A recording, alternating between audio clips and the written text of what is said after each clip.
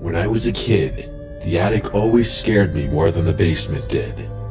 I don't really know why. Most people are more afraid of basements, but there was something about our attic that really got to me. If I had to guess, I'd say it was because our attic was slightly unconventional compared to what you're probably picturing. For starters, it was surprisingly spacious. Most attics are typically cramped and congested, which makes sense. But our attic was built in such a way that you didn't ever have to crouch when you were up there. You might think that would imply we used it more often, the same way anyone would use excess space. But no. I'm not really sure why, but my parents treated it like a glorified storage room. That was its sole purpose. Thinking about it now, they honestly avoided it as much as possible. The other thing about it was that it had so many nooks and crannies built into it. What I mean by that is the space was broken up by odd beams and small changes in elevation, almost like a makeshift maze. The beams were of uneven thickness, and there was no pattern to where they appeared. The result was that you couldn't stand in any one place up there and have a clear line of sight from one end to the other, and the uneven flooring was a nightmare. You could genuinely injure yourself up there if you weren't careful. My dad used to joke that one day one of us would slip on one of the joists, fall through the insulation, and puncture a hole in the ceiling. So you can imagine why an attic like that would be scary to a little kid. The maze-like quality was what freaked me out the most.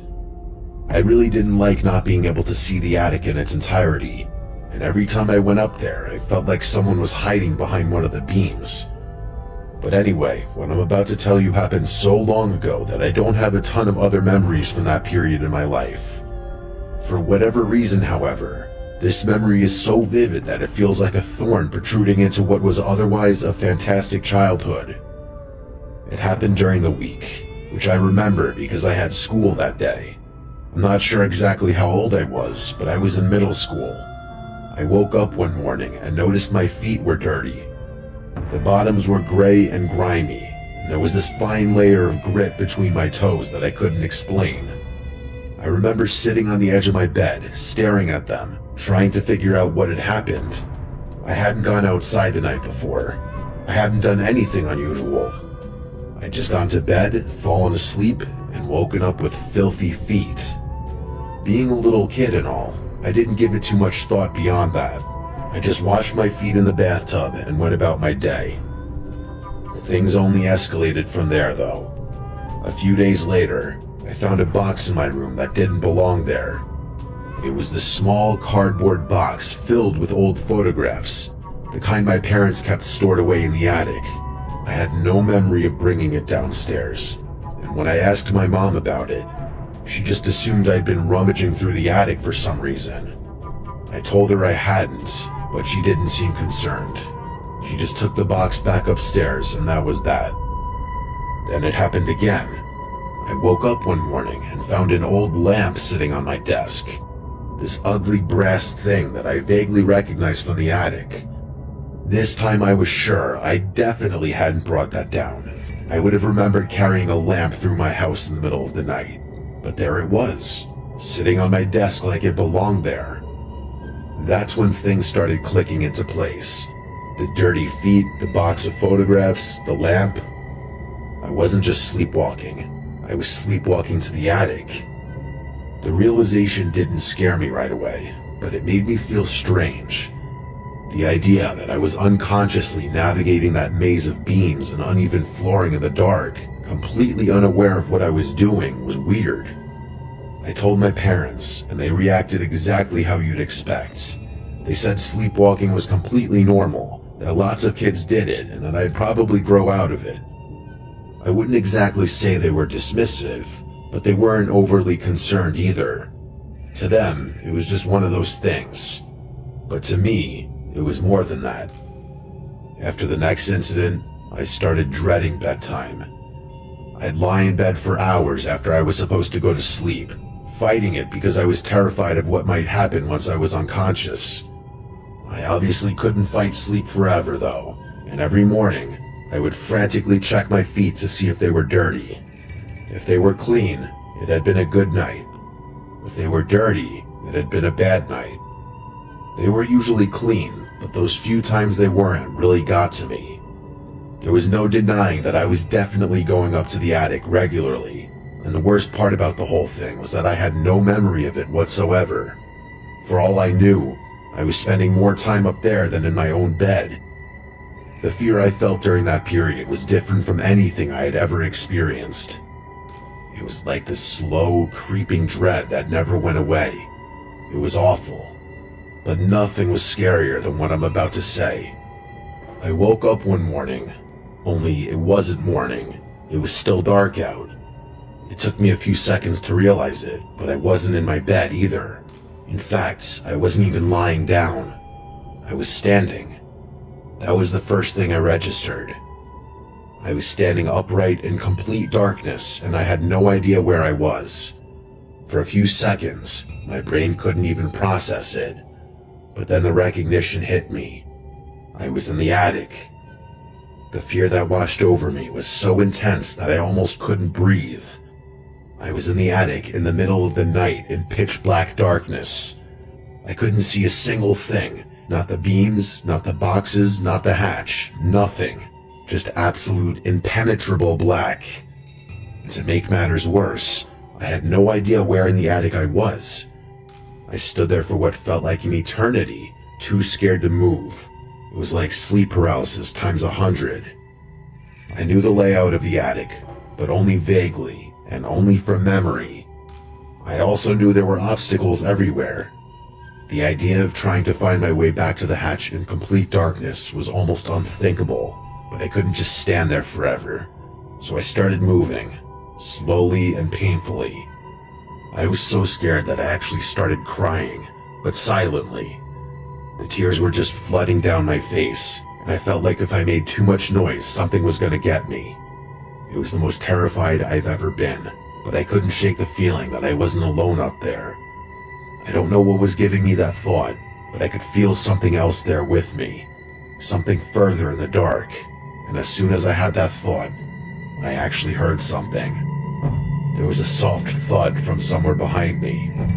It honestly sounded like a footstep, or someone shifting their weight on the floorboards. I kept moving, but I heard the sound twice more, and both times it sounded like it was coming from a different spot. At that point, I was convinced beyond a shadow of a doubt that there was something else up there with me. I don't know how long it took me to find the hatch, but I eventually did find it. I went straight to my parents' room and woke them up. I was full on bawling at that point. I couldn't hold it in anymore. I told them what had happened, how I'd had to find my way back in the dark. I told them about the sounds too, and that there was someone in the attic. I expected my dad to spring out of bed and rush up there with a baseball bat, but he didn't. They didn't even really take me seriously. My mom just hugged me and told me it was okay, that sleepwalking could be scary, but it wasn't dangerous. My dad offered to put a lock on the attic hatch if it would make me feel better, and I said yes, obviously. But I knew what I heard. I insisted that they at least check the attic, and my dad finally agreed. As I was watching my dad climb up there was a part of me that genuinely thought he wasn't going to make it back. But not 2 minutes later, he was already climbing back down the ladder. He told me there was nothing up there and to go back to sleep. So that's what I did. But lying in bed after that experience was the worst night of my life. After that, the sleepwalking did stop. I'm not sure what I would have done if it had continued. And speaking of that, I've never been able to fully accept the sleepwalking explanation. I know that's the most logical explanation. Sleepwalking is a real thing that happens to people, and there's nothing supernatural about it. But there's this part of me that can't let it go. The way I always ended up in the same place, the attic, never anywhere else in the house, and the way I was apparently capable of navigating the maze of beams and obstacles in complete darkness without even hurting myself. And most of all, that night I woke up standing in the dark. The sounds I heard. I still believe there was something up there with me, I really do. What it was, I have no idea. I'm obviously a lot older now, and I've brought these concerns up to my parents several times, but they always give me the same dismissive answers. It almost feels like they themselves don't want to think about it. which also doesn't make much sense to me. I doubt I'll ever get the answer I'm looking for.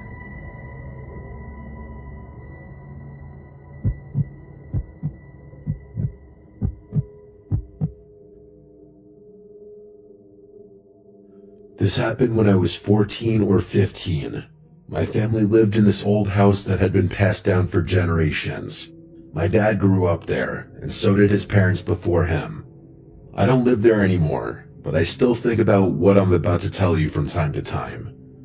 Like most houses, it had an attic. It was basically a graveyard for stuff nobody wanted to deal with, like old furniture, boxes of God knows what, and Christmas decorations. That last one was the only reason anyone ever went up there. Once a year right before the holidays, and then once more to put everything back. This happened around Christmas time, but Christmas has basically nothing to do with the story. That particular Christmas, my dad decided I was finally old enough to grab the decorations myself. He gave me the whole rundown, which boxes to look for, something about the lights being in a separate container near the back wall, and I nodded along like I was paying attention. I wasn't, not really. I was thinking about something else. We finished talking and he sent me up to the attic. I climbed the ladder and pulled down the little chain to turn on the light. I remember looking around and thinking I genuinely couldn't remember the last time I'd been up there. But then I realized there was a problem. I had absolutely no idea what my dad had actually told me to grab. I couldn't remember any of his instructions. And there was no way I was going back to ask him to repeat himself. My dad had this thing about that. He'd get legitimately pissed off if you made him say something twice. So I just started opening random boxes that looked like they might contain Christmas decorations. I moved stuff around for probably 20 minutes, and I ended up making a complete mess of the place. I did eventually find the Christmas stuff, which spared me the anxiety of having to go back downstairs empty-handed. But the attic was completely disorganized at that point. I made like 4 or 5 trips up and down the ladder, hauling everything to the living room.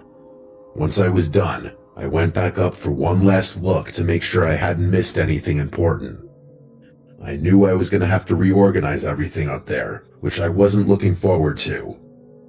As I was looking around the attic, bracing myself for all the stuff I was going to have to move, I saw something up there that looked out of place. In one of the back corners, kind of tucked behind all the stuff I'd moved around, there was this box I hadn't seen before. It was black and didn't look like a flimsy cardboard box, but something sturdier, like a document box or one of those fireproof things. Despite the heavy-duty look, it somehow looked older than everything else up there. Being a curious kid and all, I obviously opened it. Inside were papers, dozens and dozens of them. Like an alarming amount. Notebooks, loose pages, some hand-drawn maps, even a few pages of what looked like sheet music. And the one thing they all shared was that they were all completely covered in handwriting. The maps, the notebooks, even the sheet music. I started going through it, trying to figure out what I was looking at. The handwriting was difficult to decipher at first, but the more my eyes adjusted to the lettering, the more I was able to understand. None of the pages were dated, but they seemed to be stacked in chronological order, older stuff on top and newer entries near the bottom. I was so intrigued by that box and those papers that I told myself I wouldn't go back downstairs until I had read each one. The earliest entries were boring. Weather stuff, household tasks, random thoughts about the day. They kind of resembled a disorganized diary. And I was very quickly able to gather that whoever was responsible for writing it all was someone who had previously lived in that house. As I kept reading, though, things got weirder. For starters, the handwriting got slightly more chaotic and illegible, which was the first indication, but that was nothing compared to the content of what I was reading. Whoever wrote all of it had become obsessed with the attic. They kept measuring it. They repeatedly documented the dimensions of the attic over and over, comparing them to the footprint of the house below. According to their math, the attic was smaller than it should have been.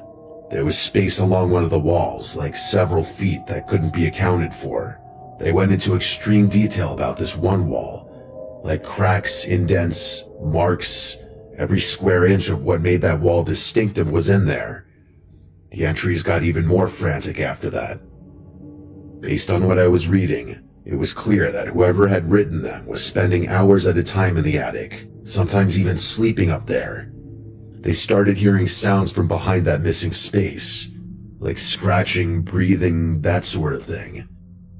There were timestamps to go along with some of the entries, like 2:14 a.m., scratching for approximately 3 minutes. The more I read, the more I realized I was getting a first-hand account of someone's complete descent into madness. There was nothing coherent about any of it, and I didn't believe what they were writing for a second, but it only got worse.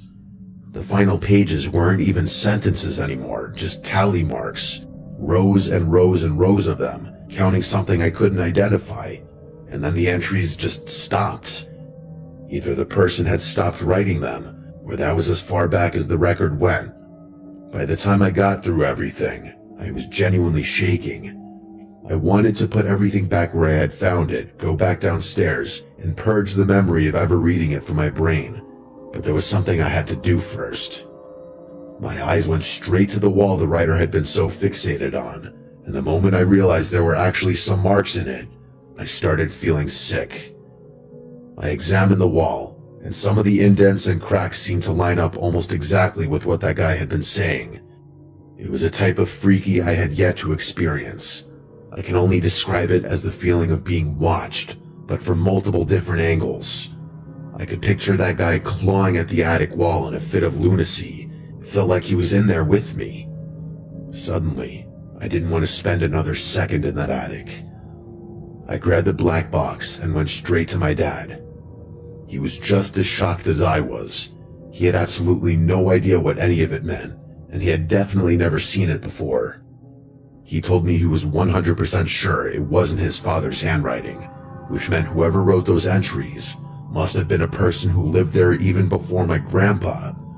The thing was, his parents were both gone, and he knew absolutely nothing about the people who had lived in the house before them. My dad went up to investigate, and to my surprise, he took me with him. I felt a lot safer having him with me, so I didn't argue. I stood off to the side while my dad inspected the wall more meticulously than I did, using some of the pages as a guide. After a few minutes, he froze up like he was thinking. I thought he had given up, but he turned to me and told me he was going to rip the wall down. I was actually kind of shocked by that, but I was in no position to oppose him. So that's exactly what he did. He ripped that wall down with some tools from the garage, and what we saw was shocking. The writer had been right. There was a space back there, a lot of space. It was several feet deep, and it ran the whole length of the wall. But that wasn't even the worst part. The walls of the hidden space were covered in markings. Black lines, symbols, shapes I didn't even recognize. They covered almost every surface. I don't really know how to describe it, but those marks were something else entirely. They didn't look like writing. The implication was even worse than that, though, because my dad and I soon realized that there was no alternative entrance to that hidden space. So how could someone have ever gotten in there in the first place? My dad and I just stood there, completely overwhelmed by what we were looking at. Eventually, once the initial shock wore off, we confirmed there was nothing else in the space, and there wasn't. The entire room was empty with the exception of whatever was drawn all over the walls. Things didn't end there. The more we thought about the situation, the less it made sense. At one point, my dad pointed out that whoever wrote those notebooks, whoever had been so obsessed with documenting every little detail, did not seem like the type of person who would so neatly organize everything in a little box and tuck it away in a corner. Compulsive behavior doesn't end with tidy archival work. That thought hadn't occurred to me until that moment. But I had to admit, he was right. But that could only mean that someone else had compiled the collection. My dad was 2 steps ahead of me. I watched as this unreadable look washed over his face.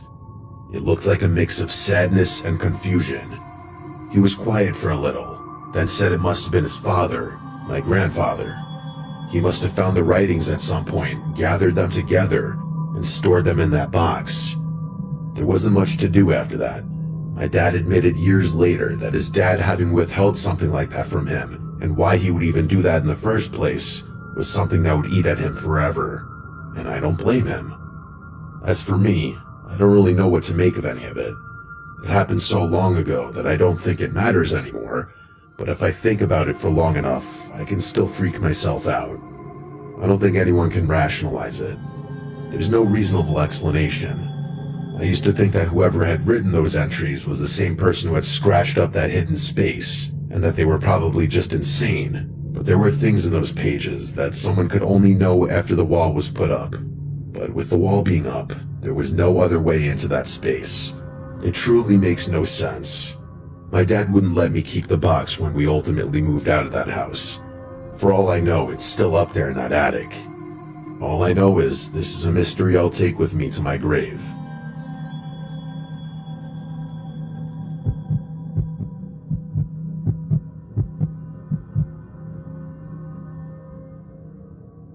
I've been a smoker for longer than I care to admit. 23 years now, give or take. At this point, it's less of a habit and more of a ritual. Something to keep my hands busy or to mark the end of a day. The thing is, I refuse to smoke inside. My parents were the same way when they lived here, even though my dad smoked cigars on special occasions. I inherited this house from them about 4 years ago when they finally pulled the trigger and moved down to Florida. They'd been talking about it for years, and I think they just needed to know the house would be in good hands before they could actually leave. I was divorced, living in an apartment that was way too small and depressing, so the timing worked out. My only complaint now is that the house actually feels too big, which sounds absurd until you realize it's a 3-story colonial and I live alone. The house also has this big backyard, probably close to an acre if you count the wooded part. And I've gotten into the habit of taking these late night walks out there while I smoke. It's peaceful. There aren't any neighbors close enough to bother me, and the only light out there comes from my house. So usually, it's just me and the crickets and whatever's rustling around in the trees. I usually do a full loop around the property line, which takes about 10 minutes if I'm not rushing. It's become my version of meditation, I guess. Or maybe just my excuse to smoke in peace. There is one thing that needs to be known about the house. The house itself is incredibly old. It has the creaky floors, drafty windows, all that stuff. It's practically impossible to walk around in there without making noise. It also has an attic, which is accessed through this pull-down ladder in the upstairs hallway. It's essentially a big storage room, and I only go up there when I need to grab decorations or store some of my parents' stuff that I don't know what to do with, but I don't want to throw away. There's a tiny little window up there too, which overlooks the backyard. It's maybe a foot wide, original to the house, and it kind of looks out of place against the rest of the house. I've looked up at that window hundreds of times during my walks. It's never caught my attention before. That is, until about 3 weeks ago. I was doing my usual loop, halfway through a cigarette, when I happened to glance up at the house. I don't know why. I wasn't thinking about the attic or anything. My eyes just drifted upward, and for a split second, I could have sworn I saw something move behind that little window. I stopped walking and just stood there in the middle of the backyard, staring up at the attic. The window was dark, obviously. There's no light up there unless you bring a flashlight, but I was almost positive I'd seen movement. A shape passing in front of the glass maybe, or something shifting in the darkness behind it. I told myself I was being ridiculous. I'd probably just seen a reflection of a cloud or a bat flying past or something. I finished my cigarette, went back inside, and didn't think about it again. The next night, though, I saw it again. This time I was sure there was definitely something moving up there beyond just a reflection or a trick of the light. Something was in my attic.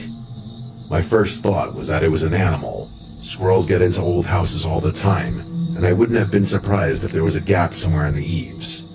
But then I started thinking about what kind of animal would be big enough to see from that distance, and I didn't like any of the answers I came up with. I went back inside and stood at the bottom of the stairs, looking up at the hallway where the attic access is. I didn't hear any scratching or scurrying. I actually didn't hear anything for that matter, which didn't make sense. I really didn't want to go up there, but I had no choice. If something was in my attic, I needed to know about it. So reluctantly, I turned on my phone flashlight and pulled down the ladder. It was especially nerve-wracking because the layout of the attic meant I'd have to go up blindly. If there was something lurking just beyond the opening, I wouldn't be able to see it. I climbed up slowly, trying to convince myself I wasn't scared out of my mind. But I was, and my fears were almost immediately justified. I was not prepared for what I saw up there. It wasn't an animal that was up there. It wasn't a person either. The attic was a complete disaster. I don't mean messy, I mean destroyed. Everything was in complete disarray. There wasn't a box or bin unturned, but I wasn't thinking about any of that. All I could think about was the black paint, or at least what looked like black paint that was smeared across every wall up there, including the ceiling. It was disturbingly thick, almost chunky, but the worst part by far was how wet it looked, as if it had been smeared only moments earlier. It was still dripping in some places, so I was 100% sure it was fresh. That initial glimpse freaked me out so much that I genuinely almost fell off the ladder. I don't know why, but seeing that dripping paint terrified me to the point that I felt like I couldn't breathe. My brain immediately jumped to the worst possible conclusion. Some freak was in my house. I did one quick sweep of the attic with my flashlight to make sure there was no one in there, and that was it for me. I practically fell down the ladder in my rush to get back to the second floor. In a matter of seconds, my fear became anger. I was gonna find this person, and I was gonna defend myself. I started tearing through the house, checking every room, but I didn't find anything. And the more I looked, the more discouraged I got. The adrenaline was also starting to wear off, and I was becoming much more afraid again, which didn't help matters at all. I cleared the house and went back upstairs to my bedroom, thinking maybe I had missed something. But even after checking the whole room again, I didn't find anything. The moment I paused to take a breather, though, I heard something.